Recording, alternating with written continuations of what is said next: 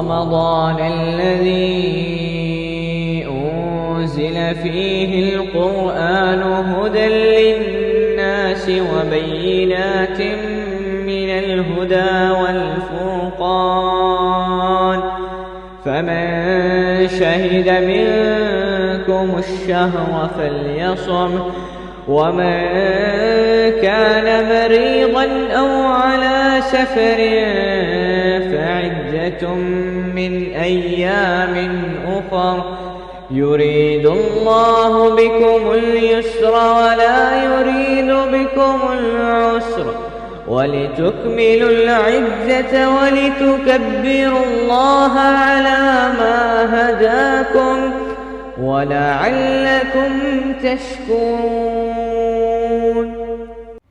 اعوذ باللہ من الشیطان الرجیم بسم اللہ الرحمن الرحیم قال فما خطبکم ایھا المرسلون کہا تو اے بھیجے ہوئے قاصدو تمہارا معاملہ کیا ہے؟ انہوں نے کہا بے شک ہم کچھ گناہ گار لوگوں کی طرف بھیجے گئے ہیں تاکہ ہم ان پر مٹی کے پتھر یعنی کنکر پھینکیں جن پر تیرے رب کے ہاں حد سے بڑھنے والوں کے لیے نشان لگائے گئے ہیں۔ سو ہم نے اس بستی میں ایمان والوں سے جو بھی تھا نکال لیا تو ہم نے اس میں مسلمانوں کے ایک گھر کے سوا کوئی نہ پایا اور ہم نے اس میں ان لوگوں کے لیے ایک نشانی چھوڑ دی جو دردناک عذاب سے ڈرتے ہیں۔ السلام علیکم ورحمۃ اللہ وبرکاتہ۔ آج دورہ قرآن میں ہم پارہ نمبر 27 کا آغاز کریں گے۔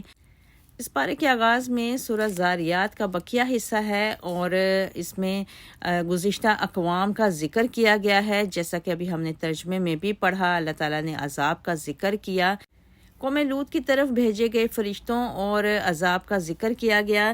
اللہ تعالیٰ نے قوم لوط پر جنسی بے راہ روی کی وجہ سے مٹی کے کنکر برسائے اور اللہ تعالیٰ نے لوط علیہ السلام کے گھر کے علاوہ ساری بستی کو تباہ کر دیا، اس لیے کہ پوری بستی میں صرف آپ علیہ السلام کا گھرانہ مسلمان تھا۔ قوم فرعون پر اللہ تعالیٰ کے عذاب کی وجہ یہ تھی کہ فرعون اپنی حکومت اور طاقت کی وجہ سے اعتراف حق سے روگردانی کرتا رہا اور سیدنا موسیٰ علیہ السلام کو مجنون اور جادوگر قرار دیتا رہا۔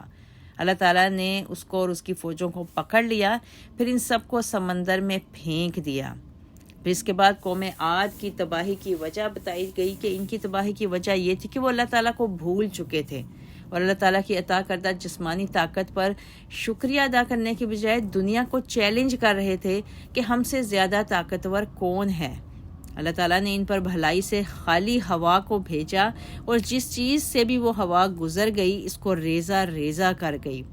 اور قوم سمود کے واقعے میں بھی عبرت ہے کہ ان سے کہہ دیا گیا تھا کہ تم لوگ ایک مقررہ وقت تک لطف اندوز ہو لو، بس انہوں نے اپنے رب کے حکم سے سرتابی کی تو ان کے دیکھتے دیکھتے ایک کڑک نے ان کو جا لیا، پھر وہ نہ تو اس سے بچ سکے اور نہ اپنی مدد کر سکے۔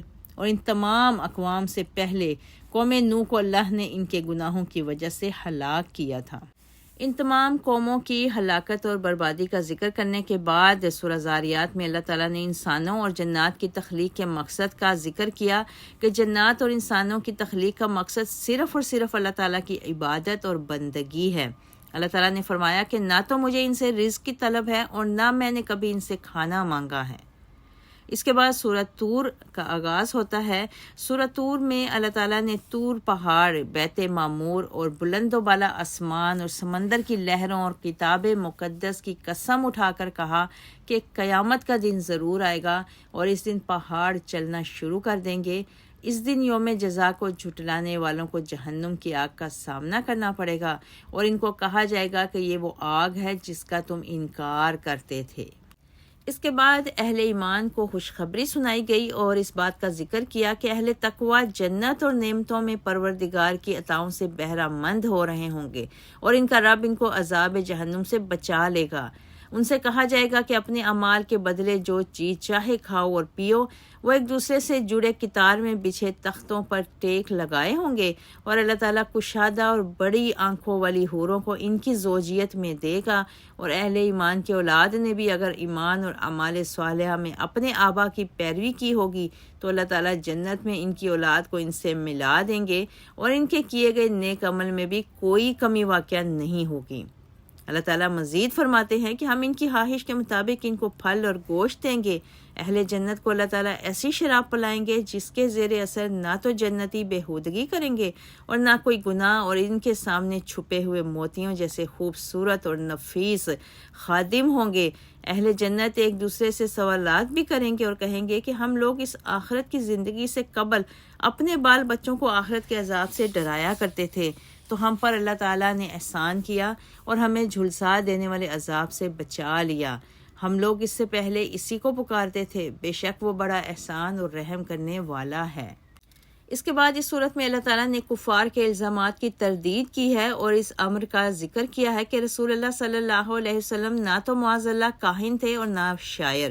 اللہ تعالیٰ فرماتے ہیں کہ اگر کافر اپنے الزامات میں سچے ہیں تو ان کو چاہیے کہ قرآن مجید جیسی کوئی بات پیش کریں۔ جو لوگ اللہ تعالیٰ کو نہیں مانتے ان کو سوچنا چاہیے کہ ان کو کس نے بنایا ہے، یا یہ کہ وہ خود ہی اپنے خالق ہیں۔ در حقیقت اللہ تعالیٰ کی ذات کا انکار کرنے والوں کے دلائل انتہائی کمزور اور کھوکھلے ہیں۔ مزید اس صورت میں اللہ تعالیٰ نے نبی کریم صلی اللہ علیہ وسلم کو صبر کی تلقین بھی کی اور کہا کہ آپ اپنے پروردگار کے حکم پر صبر کریں، بے شک آپ میری آنکھوں کے سامنے ہیں، یعنی جو صبر بھی رسول اللہ کریں گے اللہ تعالیٰ اس سے بخوبی آگاہ ہوں گے، اور اللہ تعالیٰ کی محبت اور معیت ہمیشہ صبر کرنے والوں کے ساتھ ہوتی ہے۔ سورۃ طور کے بعد سورۃ نجم ہے۔ سورۃ نجم میں اللہ تعالیٰ نے کہا کہ رسول کریم صلی اللہ علیہ وسلم اس وقت تک کوئی کلام نہیں کرتے جب تک مالک کائنات ان پر وحی کا نزول نہیں فرماتا۔ اس کے بعد اللہ تعالیٰ نے نبی کریم صلی اللہ علیہ وسلم کے سفر معراج کا بھی ذکر کیا اور ارشاد فرمایا کہ انہوں نے سفر معراج میں اپنے پروردگار کی بہت سی نشانیوں کو دیکھا تھا۔ اللہ تعالیٰ فرماتے ہیں کہ کیا جو میرے بندوں نے اپنی آنکھوں سے دیکھا تم اس پر شک کرتے ہو؟ اس صورت میں اللہ تعالیٰ نے سدرۃ المنتہا کا بھی ذکر کیا جو اللہ تعالیٰ کی بہت بڑی نشانی ہے، اور نبی کریم صلی اللہ علیہ وسلم نے یہاں پر ایسے رنگوں اور روشنی کے سیلاب کو دیکھا تھا جن کا دنیا میں تصور بھی نہیں کیا جا سکتا۔ اللہ تعالیٰ نے اہل کفر کے اس باطل عقیدے کا بھی ذکر کیا کہ وہ فرشتوں کو عورتیں قرار دیتے تھے۔ اللہ تعالیٰ فرماتا ہے کہ جو لوگ آخرت پر ایمان نہیں لاتے وہ فرشتوں کو عورتیں قرار دیتے ہیں اور ان کے پاس اس حوالے سے کچھ بھی علم نہیں۔ وہ لوگ صرف وہم اور گمان کی پیروی کرتے ہیں، جبکہ گمان حق کے مقابلے میں کوئی فائدہ نہیں دیتا۔ اس کے آگے فرمایا کہ جو لوگ کبیرہ گناہوں اور فحاشی کے کاموں سے اجتناب کرتے ہیں اللہ تعالیٰ ان کو معاف فرما دے گا۔ ساتھ ہی اللہ تعالیٰ نے اپنے علم کی وسعت کا بھی ذکر فرمایا کہ اللہ تعالیٰ انسانوں کو اس وقت سے جانتا ہے جب ان کے خمیروں کو مٹی سے اٹھایا گیا اور جب وہ اپنی ماؤں کے پیٹوں میں جینس کی حیثیت سے موجود تھے۔ اللہ تعالیٰ نے ابراہیم علیہ السلام کے صحیفوں اور موسیٰ علیہ السلام پر نازل ہونے والے وحی کے اہم مضامین کا ذکر کیا کہ ان صحیفوں میں اللہ تعالیٰ نے ارشاد فرما دیا تھا کہ بے شک انسان کے لیے وہی کچھ ہے جس کی وہ کوشش کرتا ہے اور وہ اپنی کوشش کو اپنی آنکھوں سے دیکھ لے گا۔ اللہ تعالیٰ نے ان لوگوں کی مذمت کی جو قرآن مجید پر تعجب کرتے ہیں اور رونے کی بجائے ہنسی مذاق میں اپنا وقت بتا رہے ہیں اور موسیقی سننے میں اور دیگر لغویات میں اپنا وقت ضائع کر رہے ہیں۔ پس اللہ تعالیٰ کے سامنے سجدہ ریز ہونا چاہیے اور اسی کی عبادت کرنی چاہیے۔ بے شک اس کے بعد سورۃ القمر ہے جس کے شروع میں اللہ تعالیٰ نے ارشاد فرمایا کہ قیامت قریب آ گئی اور چاند پھٹ گیا۔ شک قمر کا واقعہ نبی کریم صلی اللہ علیہ وسلم کی ہجرت سے تقریباً 5 برس قبل رونما ہوا اور چاند جبل ہیرا کے دونوں طرف ہو گیا۔ اتنی بڑی نشانی کو دیکھ کر ہونا تو یہ چاہیے تھا کہ کافر ایمان لے آتے، لیکن وہ سرکشی پر تلے رہے، جس پر اللہ تعالیٰ نے اعلان فرما دیا کہ کفار اگر کوئی نشانی دیکھتے ہیں تو منہ پھیر لیتے ہیں اور کہتے ہیں کہ یہ تو ایک جادو ہے جو پہلے سے چلا آ رہا ہے، اور کافروں نے حق کو جھٹلایا اور اپنی خواہشات کی پیروی کی۔ کافروں کو اللہ تعالیٰ ڈراتے ہوئے ارشاد فرماتے ہیں کہ ہر چیز نے اپنے انجام تک پہنچنا ہے، یعنی کافروں کو اس بات کو نہیں بھولنا چاہیے کہ انہوں نے مرنا بھی ہے۔ سورہ قمر میں اللہ تعالیٰ نے نافرمان قوموں کا انجام بتاتے ہوئے قوم نوح کا ذکر کیا کہ انہوں نے جناب نوح علیہ السلام کو جھٹلایا اور ان کو دیوانہ اور مجنون کہا، اور ان کو پتھر بھی مارے تو انہوں نے پروردگار سے دعا مانگی کہ میں مغلوب ہوں تو میری مدد فرما۔ اس پر اللہ تعالیٰ نے آسمان کے دروازوں کو کھول دیا جس سے پانی اترا اور زمین سے چشموں کو نکال دیا، جس کی وجہ سے پوری قوم تباہ و برباد ہو گئی۔ اسی طرح اللہ تعالیٰ نے سورہ قمر میں قوم لوط، قوم عاد اور قوم سمود کا ذکر کیا جو اللہ تعالیٰ کی نافرمانیوں کی وجہ سے اللہ تعالیٰ کے غضب کا نشانہ بنی۔ قوم عاد پر ہوا، قوم سمود پر چیخ اور قوم لوط پر پتھروں کی بارش کو برسایا گیا۔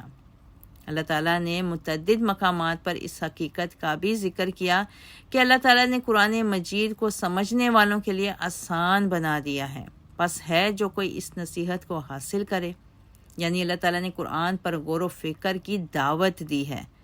اس پیغام کو مغضوب قوموں کے ساتھ ذکر کرنے کا بنیادی مقصد یہ ہے کہ جس طرح سابقہ قومیں اللہ تعالیٰ کے احکامات اور نصیحتوں کا انکار کر کے اللہ کے غضب کا نشانہ بنی، اسی طرح قرآن مجید کی نصیحت کا انکار کرنے والوں کو بھی اللہ تعالیٰ کے غضب کو نظر انداز نہیں کرنا چاہیے۔ اللہ تعالیٰ نے اہل تقویٰ کے مقام کا ذکر کرتے ہوئے ارشاد فرمایا کہ بے شک پرہیزگار لوگ جنت اور نہروں میں ہوں گے، اپنے حقیقی گھروں میں مقتدر بادشاہ کے پاس۔ اس کے بعد بہت ہی پیاری سورہ رحمان کا آغاز ہوتا ہے، اور اس میں اللہ تعالیٰ نے ارشاد فرمایا کہ رحمان نے قرآن مجید سکھلایا، انسان کو بنایا اور اس کو بیان کرنے کی صلاحیت عطا فرمائی۔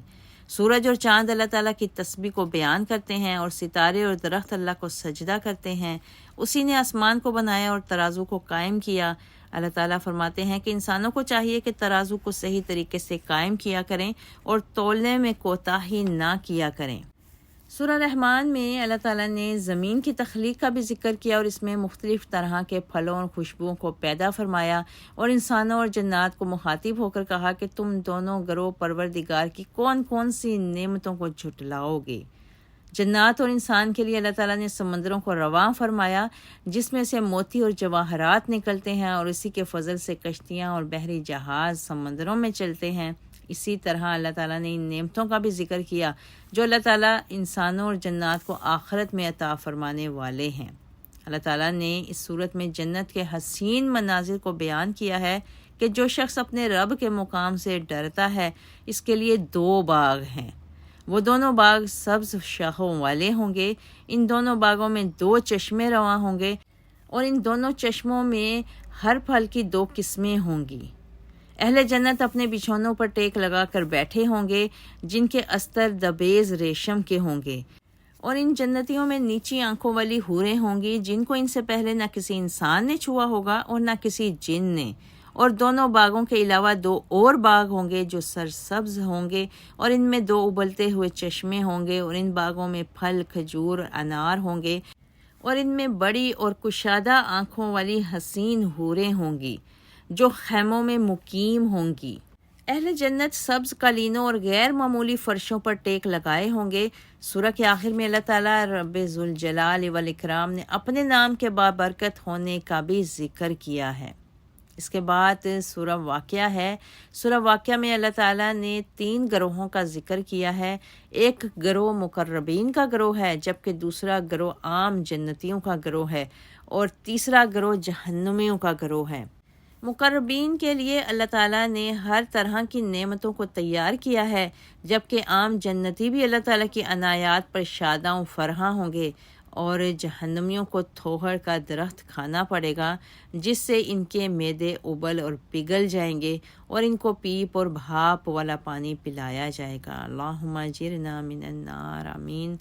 اور اس کے بعد دخول جہنم کا سبب اللہ تعالیٰ نے بتایا ہے کہ ان لوگوں کے جہنم میں جانے کا سب سے بڑا سبب یہ تھا کہ یہ بڑے گناہوں پر اصرار کیا کرتے اور کہا کرتے تھے کہ کیا جب ہم مر جائیں گے، مٹی اور ہڈیاں رہ جائیں گے، تو کیا ہم واقعی دوبارہ اٹھائے جائیں گے، اور کیا ہمارے گزرے ہوئے باپ دادے بھی اٹھائے جائیں گے؟ اللہ تعالیٰ فرماتے ہیں کہ اے نبی آپ کہہ دیجئے کہ اگلے اور پچھلے سب ایک متعین دن مقرر وقت پر ضرور جمع کیے جائیں گے۔ اللہ تعالیٰ نے مزید فرمایا کہ یہ لوگ بہت گناہ گار تھے اور اپنی پیدائش کو بھول چکے تھے کہ اگر ان کو پہلی مرتبہ پانی کے قطرے سے پیدا کیا جا سکتا ہے تو ان کو دوبارہ کیوں پیدا نہیں کیا جا سکتا۔ یہ لوگ اپنی کھیتی باڑی پر بھی غور نہیں کرتے تھے کہ جو بیج یہ بوتے ہیں اس کو یہ تو نہیں پیدا کرتے تھے، اس کو پروردگار پیدا کرتا تھا، اور بارش کا پانی بھی ان کی رہنمائی کے لیے کافی تھا کہ بارشوں کا نزول بھی انسان کی مرضی سے نہیں بلکہ اللہ کے حکم سے ہوتا تھا، لیکن ان کی گمراہی ان کی ہلاکت کا سبب بن گئی۔ سورہ واقعہ کے بعد سورہ حدید ہے۔ سورۃ حدید میں اللہ تعالیٰ نے اپنی صفات کا ذکر کیا کہ وہ اول بھی ہے اور آخر بھی، ظاہر بھی ہے اور باطن بھی یعنی پوشیدہ بھی، اور وہ ہر چیز کو جاننے والا ہے۔ سورہ حدید میں اللہ تعالیٰ نے صحابہ اکرام کی 2 جماعتوں کا بھی ذکر کیا کہ فتح مکہ سے پہلے اسلام لانے والے صحابہ کا مقام فتح مکہ کے بعد اسلام قبول کرنے والوں کے مقابلے میں زیادہ ہے، لیکن دونوں گروہ جنتی ہیں۔ اس کے بعد قیامت کا ایک منظر بتایا گیا۔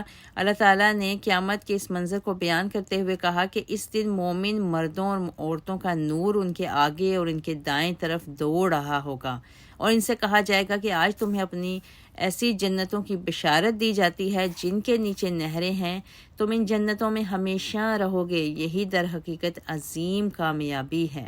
اس دن منافق مرد اور عورتیں مومنوں سے کہیں گے کہ ذرا ہماری طرف توجہ کرو کہ ہم تمہارے پاس سے کچھ روشنی حاصل کر لیں، تو ان سے کہا جائے گا کہ تم پیچھے واپس جاؤ، کوئی اور روشنی تلاش کرو۔ پھر دونوں جماعتوں کے درمیان ایک دیوار حائل کر دی جائے گی جس کے اندرونی حصے میں رحمت اور بیرونی طرف عذاب ہوگا۔ اللہ تعالیٰ نے سورہ حدید میں اہل کتاب کی ایمانی حالت کا بھی ذکر کیا کہ کتاب کے نزول کا ایک عرصہ بیت جانے کے بعد ان کے دل سخت ہو گئے اور ان کی اکثریت گناہ گار ہو گئی۔ اللہ تعالیٰ اہل ایمان کو تلقین فرماتے ہیں کہ ان کی مانند مت ہو جانا۔ اللہ تعالیٰ نے یہ بھی فرمایا کہ ہم نے یقیناً اپنے رسولوں کو کھلی نشانیوں کے ساتھ بھیجا اور ان کے ساتھ کتابیں اور ترازو کو اتارا تاکہ لوگ عدل کے ساتھ کھڑے ہو جائیں۔ مزید یہ بتایا کہ لوہے کو اللہ تعالیٰ نے اتارا تھا جس میں قوت بھی ہے اور انسانوں کے لیے فائدہ بھی ہے۔ سورت میں اللہ تعالیٰ ارشاد فرماتے ہیں کہ عیسیٰ علیہ السلام کے پیروکاروں کے دلوں میں رحمت اور محبت کو اللہ نے پیدا کیا، جبکہ رہبانیت کا تصور خود انہوں نے وضع کیا، لیکن وہ اس کو نبھا بھی نہیں سکے تھے۔ اور پھر یہ بھی فرمایا اللہ تعالیٰ نے کہ جو ان میں سے ایمان لائے وہ اجر کے حقدار ہیں، مگر ان کی اکثریت ایمان سے دور اور سرکشی پر آمادہ ہے۔ اللہ تعالیٰ انسانوں کو ان کی وسعت سے زیادہ تکلیف نہیں دیتا۔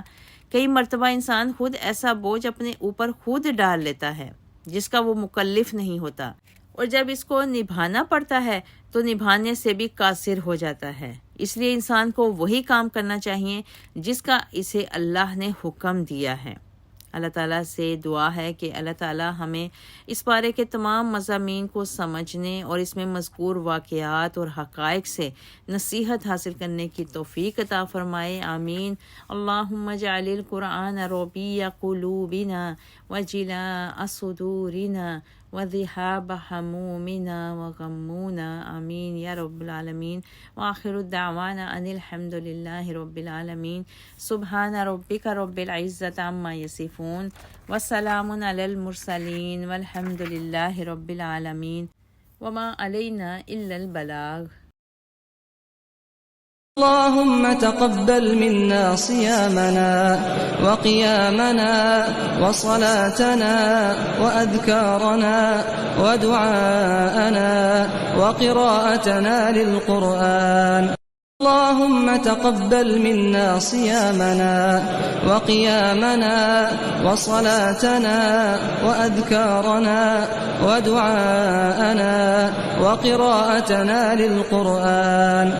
اللهم تقبل منا صيامنا وقيامنا وصلاتنا وأذكارنا ودعاءنا وقراءتنا للقرآن.